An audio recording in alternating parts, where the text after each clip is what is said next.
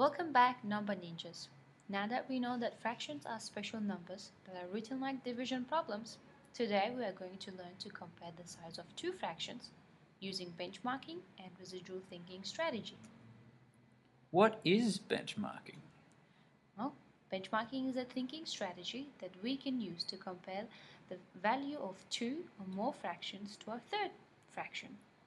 The most familiar benchmarking reference points are 0, half, and 1. They are used everywhere, including our homes. For example, the measuring cups and spoon in our kitchen. A number line is a helpful way to visualize how we can use benchmarking to help us compare fractions.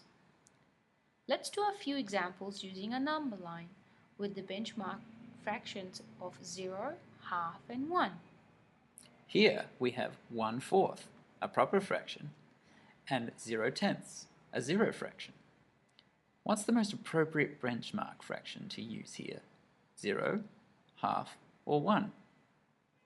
Using the half reference point, we can see that 1/4 is closer to 1/2 than 0/10. Let's look at another one. 3/8, a proper fraction, and 3/3, a whole fraction. We know that 4/8 is 1/2 of 8/8.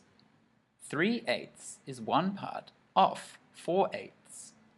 Therefore, 3/8 is close to 1/2. 3/3 is a whole fraction. Therefore, it is on our benchmark reference point, 1.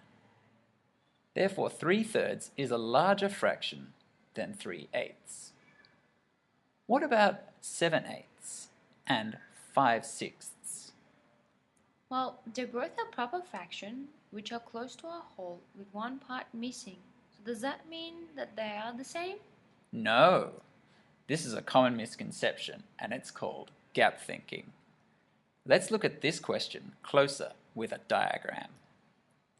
To make a whole, 7/8 needs 1/8, and 5/6 needs 1/6.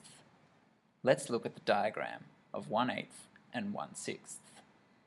Which fraction has a bigger blank part?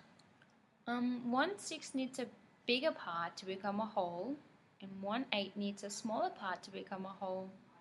Therefore, 7/8 is the larger fraction? Correct! This is called residual thinking. Residual thinking is Latin for what is left over.